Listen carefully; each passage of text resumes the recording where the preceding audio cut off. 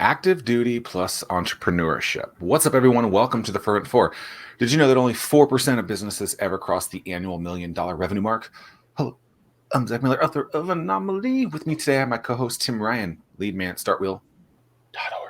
Thank you so much for joining us. The Fervent 4 is a weekly show each and every Thursday at 11 a.m. dedicated to sharing insights into growing a world-class business, no matter the climate. Now, I know that you guys love it when I have to introduce someone with a last name or a first name that I cannot pronounce. Quick, before I get into this craziness, when I had a TV show and I had to pronounce someone's name that I didn't know how to do it, I would just say, oh, and today we're here with Mark.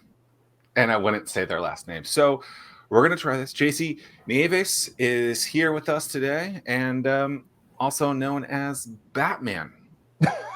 Batman.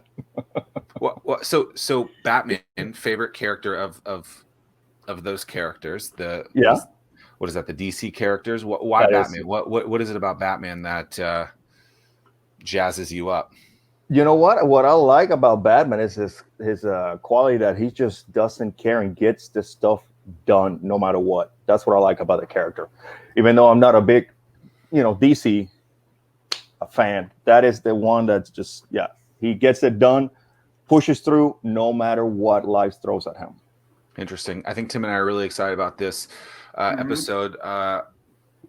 We're going to talk about all this stuff, but like a quick little thing, you currently are 200 pounds. You were at 240 about a decade ago, decided that that was a ridiculous lifestyle to live, dropped 85-ish pounds, and then found a more comfortable weight over the last few years of 200. So you gained a little bit of that back in muscle, of course. That's right. And so I'm interested in just this whole aspect of this. Let's go back maybe 15 years. Okay. So when you're in the military, somewhere in this too, right? You're active duty Army at that time, and you gain weight, or you gain weight when you get out of it. How did the weight gain start to kind of come up? Did you just grow up a bigger dude? Like what? How did JC become 240 JC, if you will? That is a great question, Zach, and it's something that it happened when I was in the Coast Guard. So I got stationed in Alaska back in 2008. And, well, the depression, no sunlight, a lot of rain. Like I said, depression got to me. And the only avenue I had back then to cope with it was food and alcohol. I was some smoker as well. So as you can imagine, 3 years of being in a depressive state, all I did was just go through all this unhealthy behaviors and just pack all that weight. Don't you have to take through in the Coast Guard though on a regular basis? I mean, are those kind of like misleading things? Like as an outsider, I thought you guys had to do like PT and have those tests on a regular basis. No.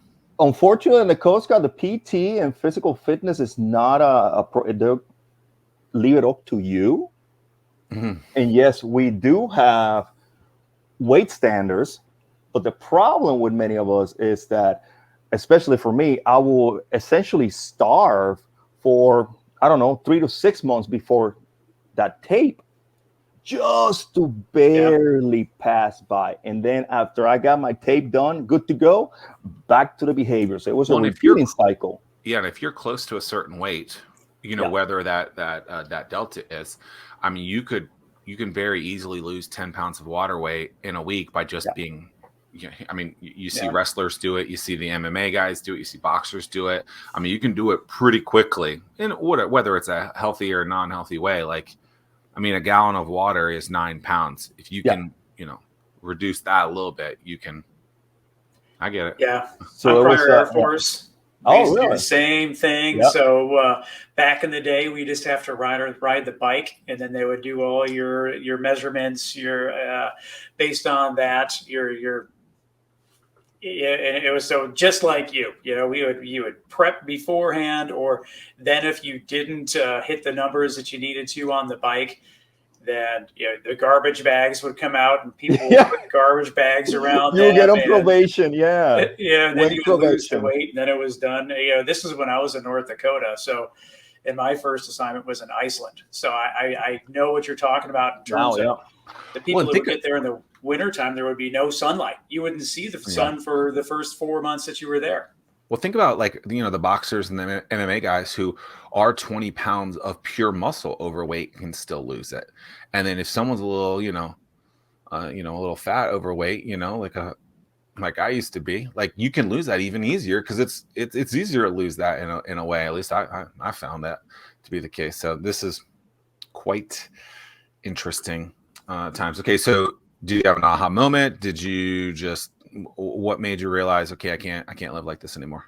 Well, after coming back to the mainland from the deployment, from assignment in Alaska, I immediately got into the what we like to call the Fat Boy program, which is, hey, you show up your new unit, you do not meet standards, you are going to be on probation.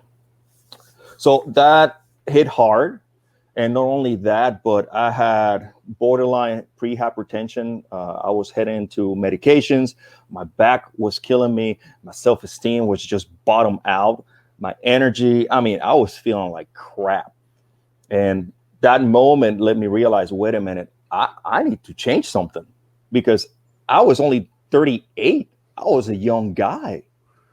And just having all these things just all of a sudden, hit me hard. That was my rock bottom, so to speak. So that's what made me change my life.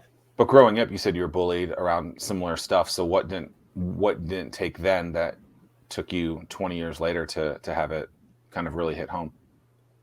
Well, when it comes to, can you rephrase that? I'm not following through. I believe you said it before the show that you had been bullied a lot. Yeah.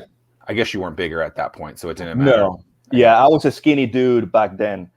But Alaska, the depression just really took me on a completely different. Beautiful place, but not to live, I guess, right? And not to live, yes. Got it. Okay, so you had been bullied, but not because of your weight and that kind of aspect. Yeah, not at all. Yeah, I've been skinny and I've been a big guy. I've been on both spectrums. Now I'm just nicely settled. Yeah, that was the same held true for me. I remember going in for a physical, and then the doctor was like, hey, you need to look at fish oil. You need to look at, because your triglycerides were high. And, so I was like you, I had that moment where it's like, man, I can't, this is not going to be my future. So I wanted to be a positive example for myself. I wanted to be a positive example for my kids. So I got out there and then I just started running. And ever since that time, I never stopped. And today I knocked out 10.5 miles. So it just continues to be, that's the journey that we take. And so that's interesting that we share a similar story in that awesome. sense. Yeah. When you say you just started running, Tim, from a Forrest Gump perspective, I feel like they're very similar. Now, granted, he stopped at some point. You haven't. But how long? So Tim has run something like 2,500 straight days of at least 2 miles. Wow. Is that what we're talking about? Like, was there running before that, before the streak started? Or yeah, there was running before the streak. But primarily, though, it was because I wasn't going to go down the road of high triglycerides, and then that was essentially like pre-diabetic, I believe. If you continue to go down that road, because it's just an elevated amount of sugar in your blood. So that's when I started introducing the whole running aspect and, doing 5Ks, 10Ks or whatever. And I would get out there and I would do things. And it was a really big deal for me to go and do like the rock and roll half marathon. I remember I would go out and do long runs and crash on the couch for a couple hours once I was done. And, now it's, today was 10.5 miles for breakfast. And wow, we just continue doing what we're doing. What do you think about habits, JC? How important are habits to start? That is exactly what that's what get people in trouble. That's what I'm trying to find out. Actually, that's what I'm trying to project to the viewers. Your habits, the daily things that you do each and every day is going to either take you closer to your goals or it's keeping you the same. And habits, as we know, is the stuff that we do unconsciously. And unfortunately, it's things that have been passed to us from, from generations, so to speak. It's what we do every single day. And that's why it's so hard to change them, because in order to change your not so good habits, you actually have to put a conscious effort. And that's what a lot of people struggle with. So if you can change those by taking mindful actions each and every day, yes, you will be able to adjust those things and actually improve your life. How long did it take your transformation from your peak weight to to the point that you hit your lowest weight? How long of a transition that was that? It took me about a year, and I'm not sure, but I'm pretty sure it was a year and 3 months at the very least. It was a lot of work.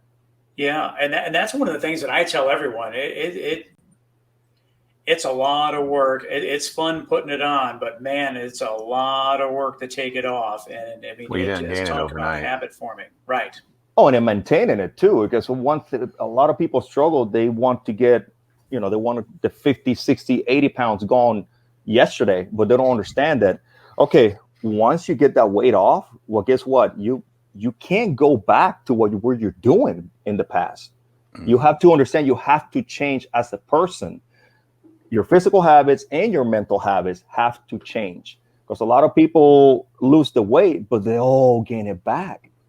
And that is because they're not changing. Yeah, there is a crazy stat around that. Yeah. People who lose a crap ton of weight, 70% of them or something like that gain it all back. Yeah, that is correct. Or something like all the people on Biggest Loser apparently Well, I all mean, gain it and back. for me, anytime that I would start to gain a little bit of that weight back, that's because I would track everything, and I still to this day on my FitnessPal. And any time that I would stray away from my FitnessPal, taking a log of what my calorie intake was, then I would slowly start to creep up there again. And then once I would start tracking again, that kept me honest. Yep, it's the accountability. Yep. Yeah. Are you stuck at your home office, socially distanced coffee shop, or your fancy all bricked out corner office, wondering why no one can see your business and sales are all over the place? Sounds like you need a pro. That's why I developed the Anomaly Academy. Insert clever copy here. Oh, I guess I was supposed to put something else there. Oops. You can grab access to the Anomaly Academy now at ZackMillerSays.com/Anomaly Academy.